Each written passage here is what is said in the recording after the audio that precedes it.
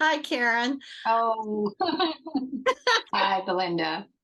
Uh, How well, are you? okay. Um, I, Good. I want to ask you how long has poetry been an important part of your life? Well, probably my mother wrote down a poem that I spoke when I was 5 or 6 years old. She said we were like down by the river and I made some comments about the wind in the trees and she wrote it down and that was sort of my first poem in a way. But I'd say I started really studying poetry in college and that's when I became a fan of poetry, Wordsworth and Keats and whatnot, and later Elizabeth Bishop and some others, Seamus Heaney. And then probably in my early 20s, I started writing poetry and joining writing groups and things like Oh, that. Yeah. so it's been pretty much lifelong that poetry's been part of you. Yeah, although I didn't really start getting published until maybe 4 or 5 years ago, because I just kind of kept things, in my little writing groups. I never really sent things out. And finally, I kind of broke the ice with that, maybe, like I said, 4 or 5 years ago, and have had two books published since then. And continue to submit poems as one does to various literary reviews. And there are a few that have been particularly kind to me and they've been very supportive. So yeah, it's tough though. It's a lot of work, sending things out and I'm not always as good at doing that as I could be, as some people are. So, but I try to keep in the mix, you Yeah, know. I understand totally. Well, I just started seeing you appear on Facebook quite a bit lately. And I don't know if it's the elephant in the room or what, but We can talk about let's it. let's talk Yeah, about your diagnosis. sure, When did you find out your diagnosis? And go ahead and tell us sure. something about it. Okay, so it was about a year and a half ago. After about 6 months of increasing abdominal pain, which I had just changed insurance companies, my OBGYN didn't take my insurance, so I was trying to find a new one, and I had to find a new primary care. And over the months, the pain just kept getting worse and worse. And finally, I ended up going to the ER, and they did a CAT scan and an MRI, and they basically saw ovarian cancer all over the place. So usually with ovarian, there's no test like with a mammogram or a Pap smear.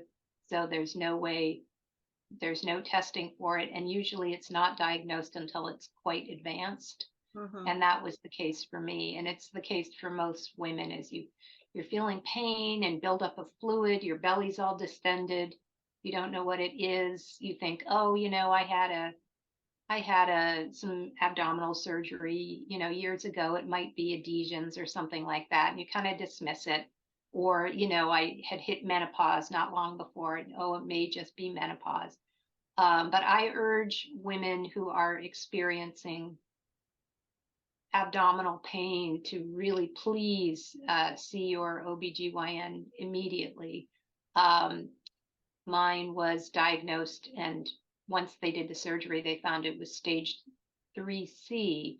So it had really spread really everywhere throughout the abdomen and required about a 4 hour surgery to remove all the cancerous bits. The uterus, actually, the uterus did not have cancer in it, weirdly, but, the fallopian tubes is where it really originates, the ovaries. They removed, everything they could see, but the problem, especially with this cancer, is microscopic cancer, cells are left behind. And usually you get nice year remission or something, but 85% of the time it comes back. And for me, it came back within 2 months. So that put me in the category of incurable and inoperable. So basically, I am going to be on chemo for the rest of my life. I start a new chemo on Friday. That's was FDA approved on my birthday. Sorry about the phone. I'll let my husband get that. So, I'm having hopes that this will help at least keep things stable. The idea is you just want to keep things from growing. If you can if you can get it to shrink, that's great. But there's like only a 5% chance of really curing it. But I might be in that 5%. So Yeah, I remain hopeful. Yeah. And it's all you can do because it's a really bad diagnosis.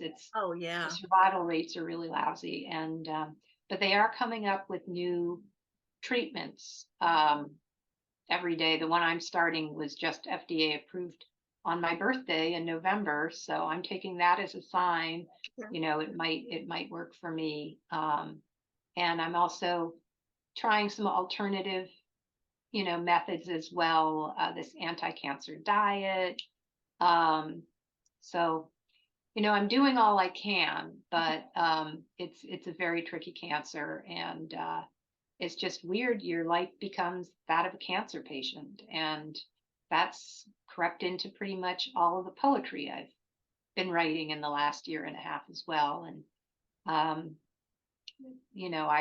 not shying away from addressing it, and it's you become a philosopher when you have an incurable cancer. It really forces you to just think about life and death and your place on earth, and the time you have left. And I'm not putting a time frame on my cancer because they don't know. Good. Yeah. I know what the statistics are saying, but I'm not, obsessing about the numbers. Right. Um, Oddly enough, I was a hospice nurse for years. And so I've seen people that chose not to be treated for Yeah. various cancers, and people who were treated, but it's so individual decision. Like, is your pain under control? Does the chemo help with the pain, or does it make you very ill, or how does it? Well, I right now I'm not in very much pain, and I'm so grateful for that because I'm part of a bunch of different ovarian cancer Facebook groups and support groups, and there's a lot of wonderful support out there. And there are women who, because their tumors are in their lungs or have moved to their lungs or pressing out or having a hard time breathing, and in a lot of pain. I was in pain from the cancers before I underwent, the surgery and the initial chemos. And you're in pain after the surgery for a while, of course. And then I was in slight pain when I recurred. But knock wood, right now I'm feeling pretty good. I walk every day, and I'm grateful that my legs work. I'm going to be starting this new chemo, and it has some pretty serious side effects. So I'm kind of bracing myself, for very severe eye toxicity. So I'll be taking these prednisone type steroid eye drops, not prednisone, steroid eye drops to try to keep the toxicity at bay. It supposedly causes some pretty serious GI issues. So I'm just going to deal with that when I get to it. But then other women on these groups have been saying, actually, this one didn't cause as much exhaustion and bone pain and things that some of the other chemos. I've been on 1, 2, 3 chemos now, and they're very different in their side effects. So I'll just see what happens and deal with this as I come to it. My care team is pretty good about prescribing things that might help, with nausea or pain or whatnot. So I will lean on them if I have to. Are you Okay. are you writing more or less or about the Oh, same? I'm writing up a storm. Okay. More, because writing in my journal every day has always been my form of therapy as well. It's how I work things out. And if a poem crops up, great. But I've been writing like mad. And in fact, I'm behind on sort of transcribing my writings to, because I write longhand. So typing them up is the next step, usually, sometimes running them past my writing group. But I'm sort of behind, like, by 6 months on transcribing these things because I've been writing so much and um, not transcribing enough. But yeah, I really have been writing a lot. It's, definitely been writing more. It's hard. A lot of the chemos really, as you know, as a hospice nurse, I'm sure, create extreme exhaustion. And in the evenings, usually I'm just like dead to the world. I'm on a month-long chemo break right now because I had to get some dental surgery caused by mouth sores caused by a chemo. And I feel like my old self. I have energy. It feels great. So I'm like, oh, I have to start this new chemo in 2 days. I'll be in the chair for 6 hours, and I'm like, oh. But like I said, some women who are taking this Ella here are saying it's not as exhausting as some of the other chemos. So we'll see. So I got you at a good time. You seem very You did, you did. Yeah, definitely so. Yeah, well. Um, Part of your legacy will definitely be the writing that you're doing, I imagine. I'm hoping. Yeah, I'm hoping. Yeah, I have been reading a lot also by other poets who had cancer and passed away, unfortunately. Max Ritvo and Jane Kenyon and Anya Silvers. She has three names and I can't remember the middle one, but Silver, Anya Silver, really incredible, incredible writing. Um, so I'm putting together a manuscript and it's tentative right now, tentatively titled uh, Incurable, Inoperable, Notes and Poems from a Deadly Diagnosis. So that's my manuscript in progress. And I, like I said, hope to be putting more poems, typed up and sent out. And I'm thinking of also sending them to medical journals that publish poetry as well. Yes. That's on my to-do list, my Yes. long to-do list. But it's, like practically a full-time job being a cancer patient. Like the past 2 weeks, I've had medical appointments practically every day. Like I had to go into town to see an ophthalmologist because of the eye toxicity of this new chemo. And, they have to check my eyes every 6 weeks.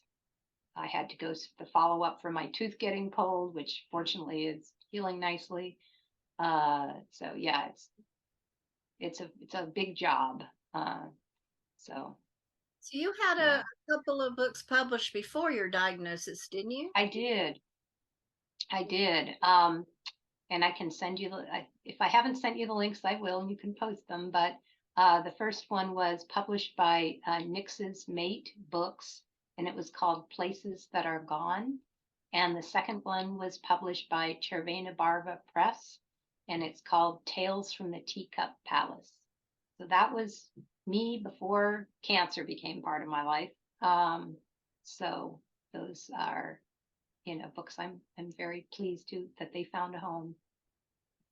Would you like to read from one or both of the books, or would you like to read some fresh poems that? Oh gosh, this one that was published recently in Nixes Mate Review called Ovarian Cancer Stage 3C.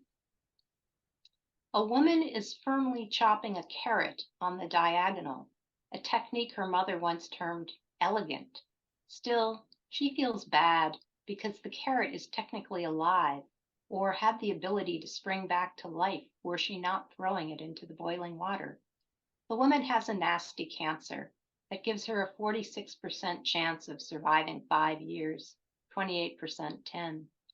Cancer has made her humble, essentially grateful for every last gift and kindness shown her, for every single moment alive in her tiny gem-like home. I'll miss all this, she thinks. The cooking of simple dinners, the watching of sunsets, of birds and squirrels in her own backyard, the reading of papers on the couch with her dogs, cat, and mate. And then she remembers that you can't miss things when you're dead and resolves at that moment to be that much more alive. Yeah, that's great. Thank you. Even though you're in a great mood today, I suppose you have days that are a lot harder.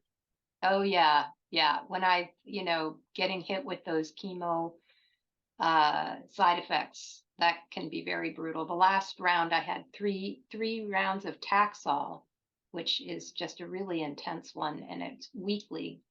And all my hair came out, and I was in bed much of the time, and I mean, it feels like a living death. It was just that one was really hit me hard. Um, so I was very glad to have this as an alternative.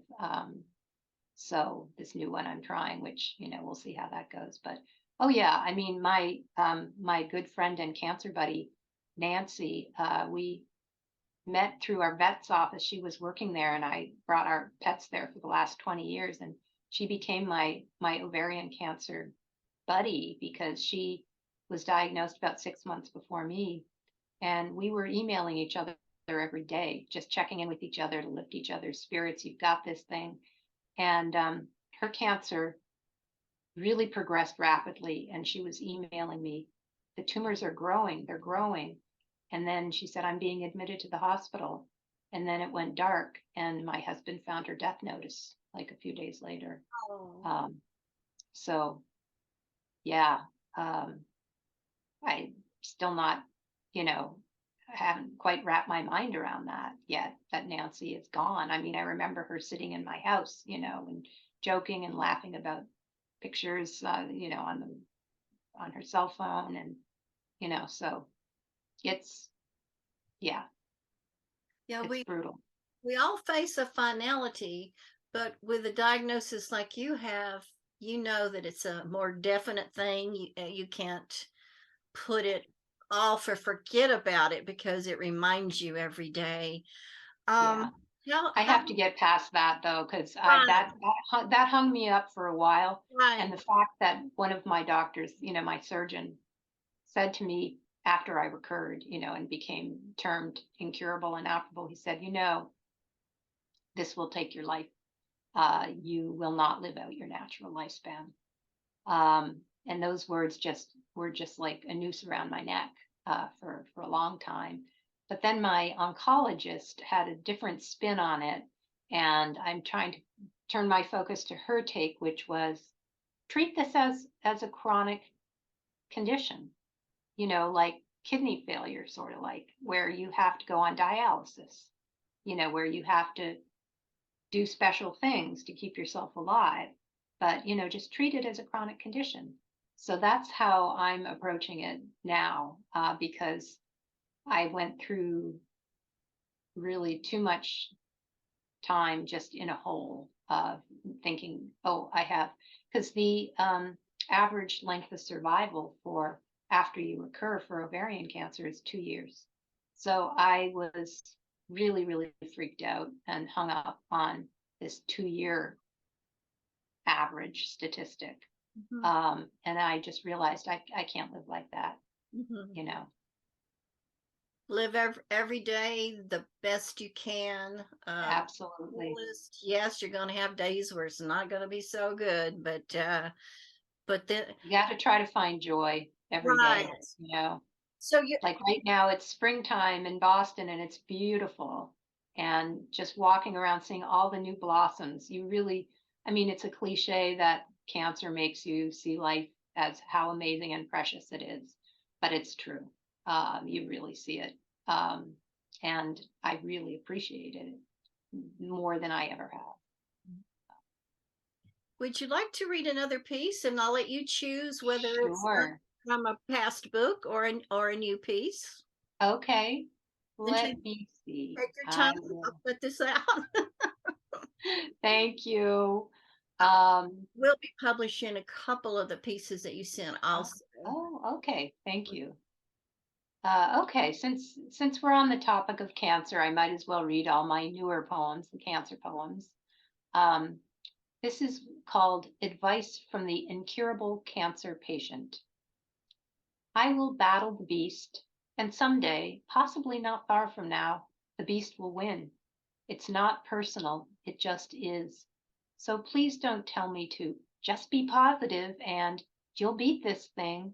Instead, remind me to dwell in the movements of warrior trees in the winter wind and clouds like mountains sailing past the window, to dwell fully and absolutely in the one day I know I have. Yes, that was one of them right there. Yeah, Yeah. I think I sent that to you. Yeah. Yeah. Um, let's see. Well, you're a fine example on how to, just keep going until you can't. Yeah. It's all Yeah, you can do, you right, know. And I'm, appreciating the fact that I'm not in bad pain right now. And I know women, who are part of various groups that are just like, colostomy bags and, just a lot of other stuff that I luckily didn't go through. Who knows what's ahead? It's not going to be good. Dying of cancer is never good. But the idea of just trying to keep these tumors at bay is my goal, and you know, right. um, it's all And I can do. when it progresses to a certain point, and you'll know when. The main thing about hospice is they'll do their darndest to keep you out of pain. And Exactly. at that point, it doesn't matter how much narcotics or whatever, it Yeah. needs to make you Yeah. comfortable. But that's Yeah. for later. You'll know when. That's later. Yeah, that's my first goal was, as I was saying to my husband, after dealing with this freak out over the 2 years, is I'm going to live 5 years, but I've recently revised that to 10. I want to make it to my 70th. I'm going to turn 60 in November. So I'm at first I was like, I don't know if I'll make it to 60, after seeing what happened with my friend Nancy. Mhm. But now I'm feeling I will make it to 60, and Mhm. my goal now is to make it to 70. And I have some neighbors. It's amazing how many people out there are living with cancer. Um, I have friends and neighbors. I have one friend who's right down the street, stage 4 breast cancer that moved into her bones, so she can barely walk. She has been living with it, taking Ibrance, a sort of a chemo pill, for 15 years, so it's Yeah, possible, you're you right. know. Right. So It, that's my thing is I'm more open-ended now. right. And I think they say the numbers for ovarian are changing, even though the stats I read in that poem, I was told, those are a little out of date now. Those are the stats you find online, but I got a second opinion from a doctor at Mass General, and she said, women are living longer with this disease, and those stats are out of date. So that was heartening to hear. And this new, you know, chemo I'm trying um, is using a whole new technique. It's really targeting the individual tumors. I mean, you have to spread toxins everywhere to get to those tumors, but that's sort of collateral damage. Whereas previous chemos were more like just kill all the fast growing cells, you know? So it's getting more sophisticated. And there's a new version of this drug I'm about to start that doesn't have the eye toxicity, I think, that they're saying is going to be FDA approved by the end of the year. So I do a ton of research, and it's making me, hopeful, realistic, you know. But it's, as someone was saying on some talk I saw recently, it's a golden age for ovarian cancer research or something like that. So I'm like, okay, good. I timed this pretty well, hopefully, you know. Well, thank you very much for sharing a part of your life with us and for sharing Thank you, your Belinda. poetry. And Thank I'll be in touch super soon because I think I'm going to get this up tomorrow. Oh, wow. That's a speedy turnaround. Thank you so much, Belinda, for your very thoughtful questions. I really, really appreciate that. And for providing this resource to the world the arts community in the world. It's a wonderful thing that you're doing. Thank you very much. All right. Thank you, Belinda. All right. Bye-bye. Take care. Bye-bye.